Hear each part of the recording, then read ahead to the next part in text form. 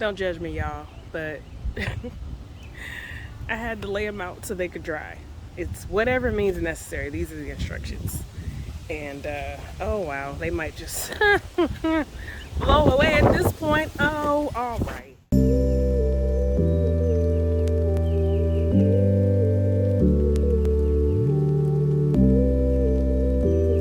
So, as you know, I don't own land yet, but that hasn't stopped me from growing food.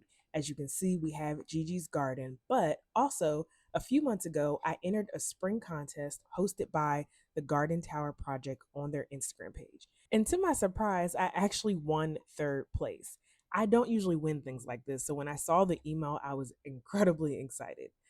As a part of the prize, I received a generous $100 discount, a bundle of heirloom seeds, and a growing ebook guide.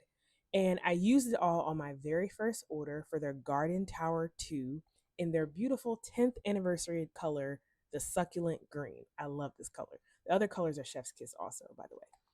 So, in today's video, I'm sharing my honest thoughts on the setup process, what I wish I knew before assembling, and how this tower fits into my journey from apartment garden to one day owning and building a full-time farm and homestead.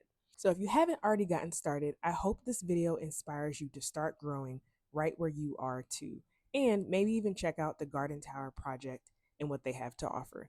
Let's get into the video. All right, so it's finally time to bust this bad boy open.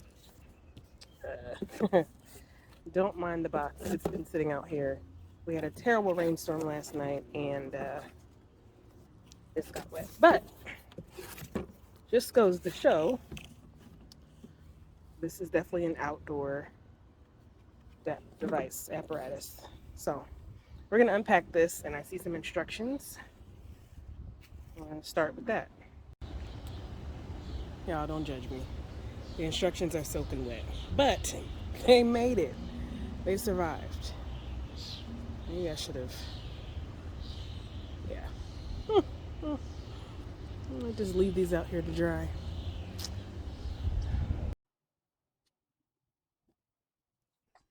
Before I even got into the actual setup, I was seriously impressed by the packaging.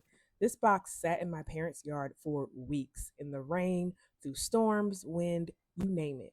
And even though it got soaked, the box never fell apart. The label stayed on, the structure held its integrity, and everything inside was protected, although wet. When you're investing in something like this, I truly believe that kind of quality matters. It's not a $20 starter kit from the store. It's a real investment in your garden journey. And the fact that it arrived safe and sound, that told me right away this company cares about the details. And I appreciate it. So shout out to y'all. All right, so once I opened it up, the assembly process was honestly super approachable. The instruction manual was simple, just a black and white printed guide, nothing fancy, but really easy to follow. The steps were clearly numbered and there were helpful pictures for visual support. I didn't even need the QR code or the website videos, although those are available as well if you want extra help. I just laid out the instructions, allowed them to dry, and followed them step by step. And it all came together very smoothly. All right, so the first thing it looks like I need to do now that I've unpacked all the parts, that was interesting, is it looks like I need to attach the feet to the base. I believe that is this section right here. Let's see. It actually has this rotating, I don't know what you call it, but it rotates and it's attached. So let's see. I think these are the feet locations where they go. I'm gonna try attaching them. All right, now here's where I want to drop a few quick tips for anyone assembling this for the first time. First things first, read ahead.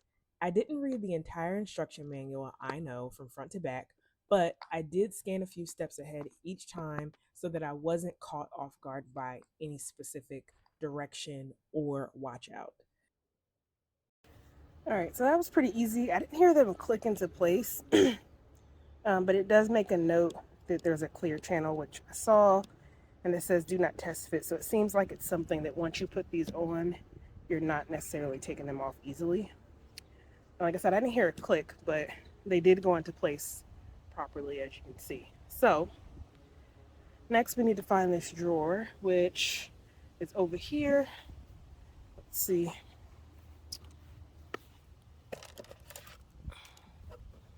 This looks like it. Other than being wet, it's in pretty good condition. Let's see. I think this is the front. So here we go. We are, let's see, and that. It's pretty easy. Take this tape off. That's supposed to be the compost tea bin, I believe. I'll double. Okay, next is there's a screen. Slide the screen into the cavity above the drawer as shown. Make sure the curved teeth in the front edge are facing upward. It is on for the screen fit tightly into the track base. Okay, so you know exactly what that is. It's this piece over here. And let's see, it said it wants, let me double check. What did it say? Teeth should be facing upward. Okay, so that looks like teeth. Okay. Oh, okay. Got it. All right, so here's the point where they're letting you know that wherever you intend this thing to be, this is the point where you want to locate it. For now, you notice we have this little mud pad here. This is a spot in the yard. If you remember when we were building the garden, talked about how the ground wasn't level. This is one of those spots where there's probably a sinkhole under the ground, and so besides needing to get topsoil to build it up and make it flat, we've kind of just left this spot bare and haven't bothered to regrow grass on it. So for now, rather than mess up the grass in the other areas of the yard, I'm just going to place this tower right here in this spot. This area right here is fairly flat, so it should be fine. All right, tip number 2. You probably noticed this, but do not skip the footnotes. There are little notes in the instructions that are super important. For example, the zip ties. You'll see them at the end. They might seem like extra packaging, but they're actually essential for keeping the tower stable while you fill it with soil. But of course, we'll talk more about that at the end, and I'll show you exactly what I mean.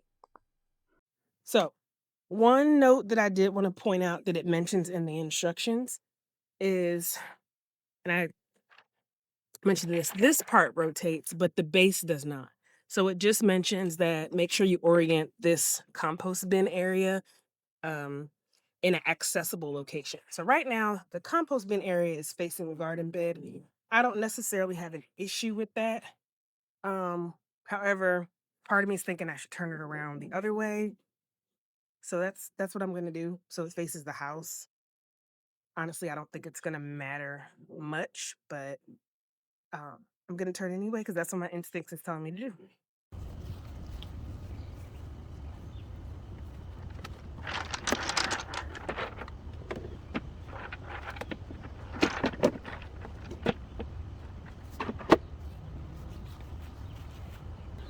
So that's where we are, trying to think.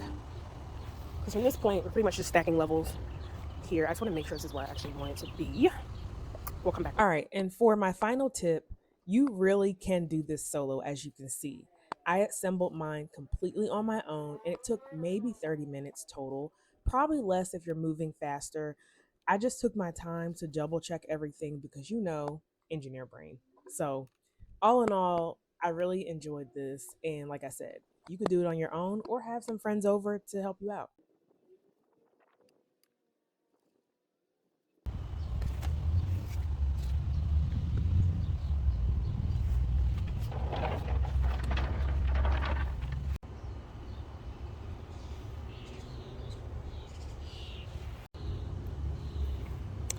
All right, so we're all done.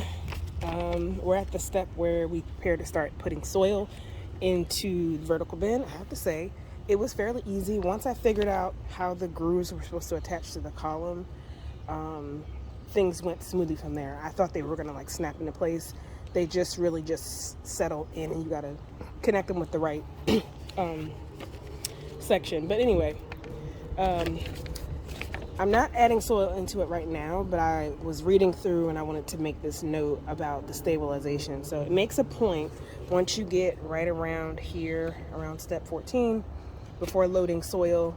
I want you to stabilize this before adding soil into it using the zip ties that they provided here.